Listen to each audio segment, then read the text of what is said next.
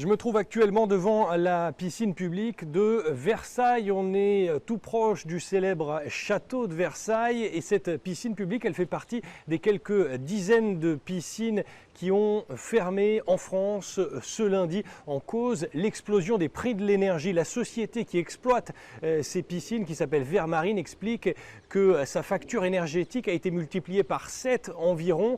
Impossible de compenser cette explosion de la facture par une hausse du billet d'entrée à la piscine. Ça reviendrait à multiplier le prix d'entrée par 3. Le gestionnaire a donc préféré fermer ses piscines. Ça peut paraître anecdotique, mais en réalité, c'est assez révélateur des difficultés que traverse la France sur le plan énergétique. La France où environ la moitié des 56 centrales nucléaires du pays sont actuellement à l'arrêt, principalement pour des raisons techniques. Mais si on ajoute à cela les tensions sur le marché international du gaz, eh bien, des prix records ont été atteints à la fin du mois d'août sur les marchés de l'électricité et sur le marché du gaz. Et plusieurs industries sont à la peine. C'est le cas notamment d'entreprises de métallurgie qui ont déjà annoncé qu'elles réduisaient leur production jusqu'à nouvel ordre. Le problème, c'est que d'après certains experts, la situation ne devrait pas s'améliorer dans les prochains mois et le prix de l'énergie pourrait encore être multiplié d'ici à l'horizon